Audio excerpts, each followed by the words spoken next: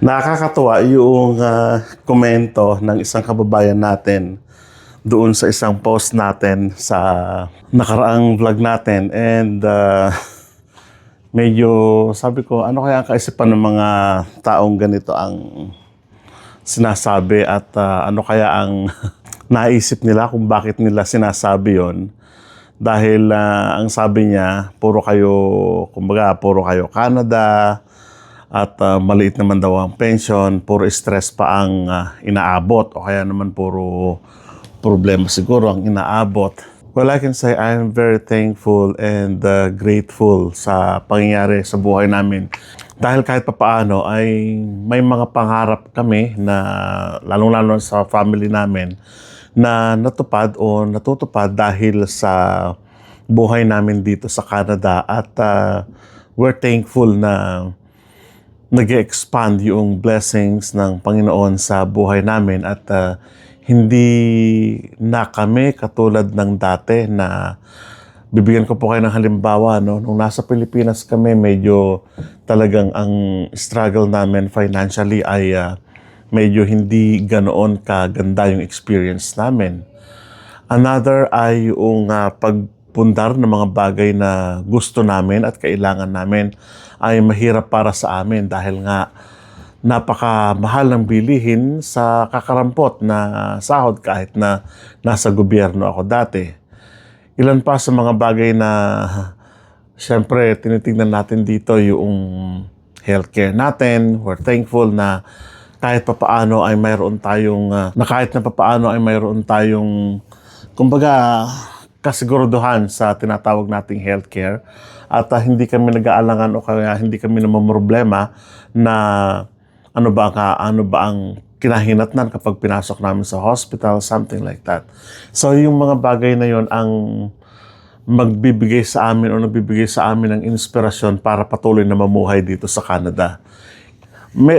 Hindi lang naman ako actually yung may ganitong karanasan o hindi lang naman ako yung may ganitong deal sa buhay. Marami sa mga kababayan natin dito sa Canada, sa kasalukuyan, ang nakikita natin, they are thankful at nakaka-inspired, no?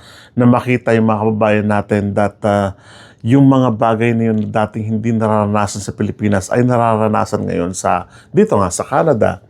And kung ang comment nung kuya na yun o nung kababayan natin na yun ay pagpapansinin natin in the long run, siguro hindi magiging healthy para sa karamihan. Ginagawa natin itong vlog na ito, it's not because to belittle other people o kaya naman ma-feel bad yung ibang mga tao at hindi natin intention yun. Ano? Wala tayong intention na kung ano man. Ang ginagawa natin dito ay para mabigyan, syempre, ng inspirasyon yung mga taong gusto ring mangarap at makarating dito sa Canada. Halimbawa, sabi ko nga, let's say, yung bahay na lamang, no? Kahit na nasa gobyerno ako sa Pilipinas during that time, mahirap para sa akin na magpagawa ng bahay. Mahirap para sa amin na magpundar ng mga bagay na yung mga basic needs na lamang, no? Siguro, in the long run, makakamit din namin. Pero yung mga bagay na yun ay pinagpala kami doon sa very short period of time. Halimbawa, in 2 years, 3 years, nakapag patayo kami ng bahay namin, nung kami ay medyo siguro nasa 5 taon na dito sa Canada. At we're thankful na I can say na secure yung ganung bagay sa amin pagdating ng panahon na hindi kami makukupahan o kaya naman hindi kami mag-aalala doon sa mga bagay na inaasahan natin in the future. Halimbawa, tirahan nga, no? Hindi na kami makikitira doon sa mga kamag-anak natin doon. Yung mga bagay na gano'n ang nagbibigay ng peace of mind sa amin. Isa pang halimbawa, yung sasakyan, no? Sa Pilipinas, yes, makapagpupundar ka ng sasakyan ng motor, basically. Pero I can say na sa katulad po namin na ordinaryong manggagawa ng gobyerno ng Pilipinas ay mahirap para sa amin ang magpundar ng mga bagay na yun. Sasakyan na nga lang, yung motorcycle, di ba? Ang sasakyan namin noon, Honda na simple lang, pero ang binabayaran namin noon ay parang 3,000 to 4,000 a month, parang ganon. Ganon pa yung mga pahulugan noon. Hulugan yun sa hulugan yun noon sa Honda dealership doon sa Pilipinas. At dagdag pasanin kumbaga yung mga bagay na ganon. And of course, sa mga panahon na yun, sabi ko nga, nung kung na pakinggan yung mga vlog ko noon, yung healthcare, magkakasakit yung tatay namin noon, dadali namin sa hospital, mag-iisip ka ng 60 to 100,000 sa ilang araw lang na sa admittance doon sa hospital, at hindi namin alam kung saan kami kukuha ng aming pambayad pagdating ng panahon. Siyempre, ako dahil may GSIS, may co-op loan, at meron din naman kaming ibang kumbaga mautangan, sabi ko na nga lang, ay doon kami umaasa, no? Not in the sense na papasok doon, wala ka pa ring security of parang lagi kang nag-aalala, parang ganon, no? Dahil ang laki ng gastos, hindi mo naman alam kung gagaling or what, but thankfully, magaling ang mga doktor sa atin at gumagaling naman yung aming ama. Kaya lang, ang hindi gumagaling sa amin doon yung bulsa. Dahil talagang napakahirap ng aming sitwasyon sa mga ganong pagkakataon. And of course, yung security ng family pagdating ng panahon, no? Dito, sabi ko nga, hindi na namin aalalahanin, paproblemahin yung security ng aming anak kasi nga, naniniwala kami na pagdating ng panahon ay yung health niya, yung housing niya, ganon, ay nabibuild up. Meron din siyang RESP, yung kung tawagin natin yung educational plan, na sa ngayon pa lang na 1-year-old siya ay pinupunan na namin, no? Nasa Pilipinas may mga ganong institution din naman, kaya lang hindi siya ganon ka-broad para sa lahat. Hindi siya yung dito kasi sa generation ngayon, ang sabi ng TD at ng RBC, ng banking institutions dito sa Canada, ay 80 to 90% ay naghuhulog ng tinatawag nating 80 ng RESP o ng educational plan. So, ibig sabihin, malaking porsyento ng bagdan ng generation ngayon na may mga bagong anak ay engaged sa pag-save for future. Na siguro kung gagawin namin sa Pilipinas, pwede naman, no? Pwede naman. Kaya lang, yung mga institution na gano'n na nag-o-offer at yung, siyempre sa government din na bibigyan, halimbawa, ng katumbas. Halimbawa, bibigay kami ng $100, no? Bi-weekly. So, tutumbasan yun according to percentage ng Government of Canada na wala sa atin, wala sa Pilipinas yung ganong sistema.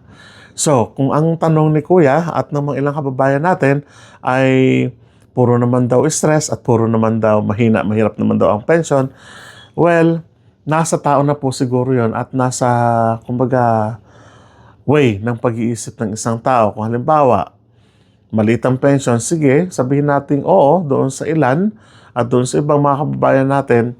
But thankfully, sabi ko nga, marami din tayong mga kababayan na nakahanap ng magandang pension plan. So, dito sa Canada. At na-share ko na rin yung sa amin, sa amin mag-asawa. Pero kung babalik kami ng Pilipinas, may pension plan ba? Ako, siguro, may pension plan din ako from GSIS kung doon ako magre-retire sa Pilipinas at nagtuturo pa rin ako sa Pilipinas sa DepEd. Meron naman, kaya lang, ano yung halaga, yung value ng pera sa mga susunod na panahon na yun o doon sa panahon na yun na kukunin mo na yung pera mo, di ba? O kaya naman, lagi daw stress at puro naman daw stress ang mga Filipino dito sa Canada with regards to pamumuhay. Well, sabi ko nga, nasa way na ng pag-iisip ng mga kababayan natin yun on how they're going to handle their situation naman. Kung tatanungin niyo ako kung nai-stress ba ako o hindi, I would say nai-stress din ako. Pero yung stress level ay hindi katulad nung nasa Pilipinas kami naisipin mo lahat from 0 to 10. But thankfully dito, government-wise, wala akong masabi sa government. It's because mind your own. Hindi tulad sa Pilipinas na hindi ko kinukumpara pero ito yung observation ko lang. Hindi tulad sa Pilipinas na batuhan ng issue dito, batuhan ng issue dyan. Meron din ganon, pero hindi ganon kalala sa Pilipinas. Patayan ng mga politicians, patayan ng yung paglalaro ng kapangyarihan ng mga ilan. Kailan lang, yung barangay captain, dati ata, hindi ko alam. Na umabuso doon sa kanyang kapangyarihan at nanakit ng, siguro nagkamali yung tao pero dapat mo bang ipakita sa public o dapat mo bang gawin yun kahit na hindi public na saktan yung tao na gano'n na lamang. May dignidad yung tao, no?